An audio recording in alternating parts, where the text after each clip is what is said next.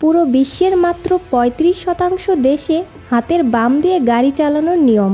বামে গাড়ি চালানো দেখাই যায় মূলত ইংল্যান্ড, ভারত, পাকিস্তান, বাংলাদেশ আর কয়েকটি দেশে। তবে ইংল্যান্ড ছাড়া ইউরোপের অন্যান্য দেশসহ আমেরিকা এবং আফ্রিকা মহাদেশের অধিকাংশ দেশেই দেখা যায় রাস্তার ডান দিক দিয়ে গাড়ি চালাতে।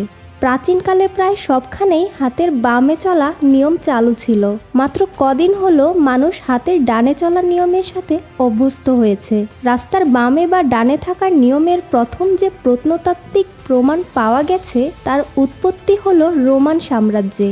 যেহেতু রোমান আমলে পুরো ইউরোপ জুড়েই রাস্তাঘাট এবং মাল ও যাত্রীবাহী বাহনের সমাহার ছিল, সেহেতু তাদের এমন কিছু নীতিমালার বাস্তবায়নেরও প্রয়োজন ছিল যাতে রাস্তার মানুষ এবং যানবাহন চলার ব্যবস্থাটা সুষ্ঠু থাকে।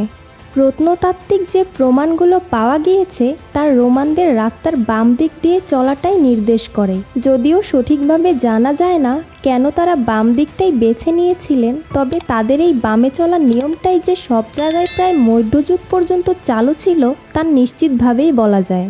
মধ্যযুগ পর্যন্ত রাস্তায় চলাচল করাটাও নিরাপদ ছিল না সেভাবে, কারণ রাস্তার সামনে দিয়ে আসা ব্যক্তি বা দলের ব্যাপারে সবসময় সজাগ এবং রক্ষণাত্মক মনোভাবে থাকা লাগত। ইতিহাসবিদরা বলেন রাস্তার বামে দিয়ে চলাচলের রীতিটা আসলে অশ্বিযোদ্ধা এবং অশ্বারোহী যোদ্ধাদের থেকে আসে। যেহেতু পূর্বে প্রায় সকলেই ডানহাতি ছিলেন এবং তলোয়ারের খাপটা বাম পাশে থাকার কারণে সেখান থেকে তলোয়ার বের করে নিজের শক্তিশালী ডান হাত দিয়ে শত্রু মোকাবেলা করা সহজ ছিল। তাদের এ বাম ঘেঁষা স্বভাবের আরেকটি কারণ ছিল যাতে তাদের তলোয়ারের খাপটি অন্য কাউকে আঘাত না করে। আর বাম ঘেঁষে চলার ফলে যদি কখনো রাস্তায় যেতে যেতে কোনো বন্ধু বা পরিচিত কারোর সাথে দেখাও হয়ে যায়, সেক্ষেত্রে তার সাথে ডান হাত দিয়ে করমর্দন করাও সহজ ছিল। তাছাড়াও একজন ডানহাতির জন্য ঘোড়ার বাম দিক দিয়ে আরোহণ এবং নিচে নামাও সহজ। দেহের ডান দিকে তলোয়ারের খাপ থাকলে সেটা শুধু ঝামেলাপূর্ণই হতো। পাশাপাশি রাস্তার ডান পাশের তুলনায় বামেই ঘোড়ায় চড়া বা নামাটা নিরাপদ ছিল। যেহেতু ডান পাশটা বিভিন্ন বাহন এবং মানুষে পূর্ণ থাকতো, তাই কেউ বাম দিক দিয়ে ঘোড়ায় আরোহণ করলে তার ক্ষেত্রে বাম দিকে দিয়েই ঘোড়া চালানোটা যুক্তিযুক্ত ছিল। এই বামে চলা রীতিটা এতটাই প্রচলিত ছিল যে 1300 সালে অষ্টম পোপ বনিফেস এক বিধি জারি করেছিলেন যে রোমে আগমনকারী সকল তীর্থযাত্রীকে হাতের বাম দিক দিয়েই আসতে হবে। পাশ্চাত্যের দেশগুলোতে প্রায় 1700 সাল পর্যন্ত এই নিয়ম চালু ছিল। সর্বপ্রথম ডানে চলার যে উৎস পাওয়া যায় তা হলো আমেরিকায় 18 শতাব্দীতে। আমেরিকায় তখন বড় বড় মালবাহী ঘোড়ার গাড়ির প্রচলন ছিল। যেহেতু গাড়িগুলোর আকার বিরাট ছিল এবং তারাই রাস্তাগুলোয় দাপট দেখিয়ে বেড়াতো, সেহেতু অন্যান্য সকলকেই গাড়িগুলোর চলার নিয়ম অনুযায়ী নিজেদের মানিয়ে নেওয়া লাগতো। এই গাড়িগুলোর যে বৈশিষ্ট্য ছিল তা হলো এখানে 5 থেকে 7টার মতো ঘোড়া যুক্ত থাকতো। চালকের বসার জন্য নির্দিষ্ট কোনো আসনও থাকতো না, যার ফলে একজন ডানহাতি চালক সবার বামে যে ঘোড়া থাকতো তার উপর বসতো এবং ডান হাতে একটা চাবুক নিয়ে একসাথে সবগুলো ঘোড়াকেই নিয়ন্ত্রণ করতে পারত। এই বামে বসার ফলে তারা সামনে আগমনকারী যে কোনো যানবাহনের ব্যাপারেও সতর্ক থাকতে পারত, যাতে তাদের গাড়িগুলো সামনে দিয়ে আসা কোনো কিছুর সাথে লেগে না যায়। রাস্তার ডান দিক দিয়ে চলার ফলে বাম দিক দিয়ে খুব সহজেই দূরের যানবাহন সম্পর্কে অবস্থা বিবেচনা করে সংঘর্ষ এড়িয়ে চলা যেত। এই রীতিটাই 18 শতাব্দীর শেষ সময় থেকে ব্যাপক প্রচলিত হয়। এমনকি 1792 সালে আমেরিকার পেনসিলভেনিয়ার ডান দিক দিয়ে চলার জন্য আইনও জারি হয়। এরপর থেকে এ নিয়ম আমেরিকার সর্বত্র এবং কানাডায় ছড়িয়ে পড়ে। আমেরিকায় যান্ত্রিক যানবাহন চলাচল শুরু হবার পর এই ডানে চলা রীতি পাকাপোক্ত হতে যিনি অবদান রাখেন তিনি হলেন হেনরি ফোর্ড। তার বানানো ফোর্ড মডেলটি গাড়ি আসার আগে প্রচলিত গাড়িগুলোর স্টিয়ারিং হুইল ছিল ডানে বামে এমনকি মাঝখানেও। ফোর্ডের এই মডেল দিয়ে বাম দিকে স্টিয়ারিং হুইল বসানোর নিয়ম পাকাপোক্ত করেন। এটার পেছনে তার প্রধান যে উদ্দেশ্য ছিল তা হলো যাত্রীরা, বিশেষ করে মহিলারা যাতে সামনের এবং পেছনের সিট থেকে নেমে রাস্তার পাশের কার্ভ বা উঁচু বাধাই করা স্থানে নামতে পারেন এবং যাতে রাস্তার কাদা বা নোংরা তাদের পোশাকে লেগে না যায়। ফোর্ডের এই মডেলটি হলো বিশ্বের সর্বাধিক বিক্রিত গাড়ি। শুধুমাত্র 1908 থেকে 1927 সাল পর্যন্তই 15 মিলিয়ন ইউনিট বিক্রয় হয়েছিল। তাই এটা সহজেই অনুমেয় যে আমেরিকা মহাদেশের অধিকাংশ স্থানেই এই গাড়ির সুবাদে ডানে চলা রীতিটি প্রচলিত এবং প্রতিষ্ঠিত হয়ে যায়। তাহলে এই রীতিটা পুরো ইউরোপে কিভাবে ছড়িয়ে পড়ল? ইউরোপে ছড়িয়ে পড়ার পেছনে ফ্রান্সের অবদান অনেক বেশি। তবে ফ্রান্সে কেন তাদের চিরাচরিত বামে চলা রীতির পরিবর্তে ডানে চলা রীতি চালু হয়েছিল তা পরিষ্কার নয়। অনেকে মনে করেন ফ্রান্সের বিপ্লবীরা চাননি এমন কিছুর প্রচলন থাক যা পোপ জারি করেছিলেন।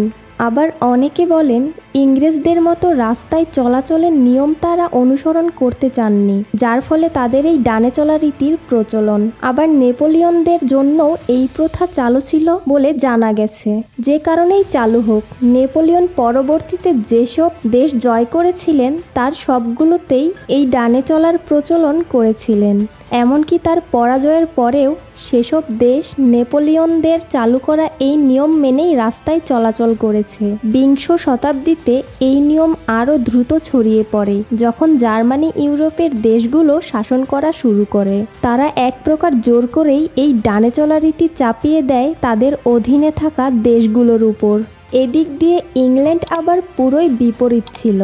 আমেরিকানদের ডান দিক দিয়ে চলার পেছনে এই যে বড় বড় মালবাহী গাড়িগুলোর অবদান রয়েছে, সেগুলো কিন্তু তেমন সুবিধাই করতে পারেনি ইংল্যান্ডে। কারণ লন্ডনের রাস্তাগুলো ছিল সরু এবং এ ধরনের গাড়ি চলার জন্য ছিল অনুপযুক্ত। তার সাথে ইংল্যান্ড কখনোই নেপোলিয়ন বা জার্মানির অধীনে ছিল না, তাই তারা তাদের শত বছরের পুরনো বামে চলা নিয়মটাই মেনে আসছিল। 1756 সালে এটাকেই আইন হিসেবে জারি করে ব্রিটেন। তারপর যত ব্রিটিশ সাম্রাজ্য বিস্তার করতে শুরু করে পুরো বিশ্বে তত এই বামে চলা রীতিরও প্রসার হতে থাকে। তবে জার্মানির প্রসার এবং ডানে চলা রীতির জনপ্রিয়তার কারণে ব্রিটেনের অধীনে থাকা অনেক দেশেই আর এই রীতির প্রচলন নেই। তবে এখনও এশিয়া মহাদেশের কিছু দেশে রাস্তার বাম দিক দিয়ে চলার রীতি এখনও চালু রয়েছে, যার মধ্যে ভারত, পাকিস্তান, জাপান ও বাংলাদেশ অন্যতম। যদিও জাপান কখনোই ইংল্যান্ডের অধীনে ছিল না, তবুও এর যানবাহন রাস্তার বাম দিক দিয়েই চলে। এর ইতিহাস ঘাঁটলে দেখা যায় 1872 সালে জাপানে প্রথম রেল লাইনের প্রচলন হয় এবং তাদের এই রেলওয়ে যানবাহন প্রতিষ্ঠায় ইংল্যান্ড প্রযুক্তিগত দিক দিয়ে সাহায্য করে, যার ফলে প্রচুর রেল লাইন এবং রেলওয়ে যানবাহন যেমন ট্রেন, ট্রাম ইত্যাদির চলাচল শুরু হয়। যেহেতু ইংল্যান্ড এগুলো নির্মাণে সাহায্য করেছে এবং ইংল্যান্ডে বামে চলা রীতি প্রচলন ছিল, সেহেতু এসব ট্রেন ট্রাম বাম দিক দিয়েই চলাচল শুরু করে, যার ফলে 1924 সালে জাপানে রাস্তার বাম দিক দিয়ে চলার আইনও পাশ হয়ে যায়। চাইলেই জিনিসটাকে জটিল করে বোঝানো যেত, কিন্তু আমরা ভিডিওগুলো বানাই সবার জন্য, যাতে সবাই বিষয়টা সহজে বুঝতে পারে, এর পেছনের ব্যাখ্যাটা ভালোভাবে জানতে পারে। তার জন্যেই আমাদের এই প্রয়াস। প্রিয় দর্শক, কেমন লাগলো আমাদের আজকের শমশেরগিরি কমেন্ট করে জানাতে ভুলবেন না। আর হ্যাঁ, এরপর কোন বিষয়ে শমশেরগিরি দেখতে চান সেটাও জানাবেন। আমাদের ভিডিও সবার আগে পেতে সাবস্ক্রাইব করে পাশে থাকা বেল বাটনে প্রেস করে রাখুন। লাইক, কমেন্ট, শেয়ার করে পাশে থাকুন। আর জানুন আমাদের চারপাশে থাকা এবং আমাদের দৈনন্দিন জীবনে কাজে লাগে এমন সব জিনিসের পেছনের বিজ্ঞান।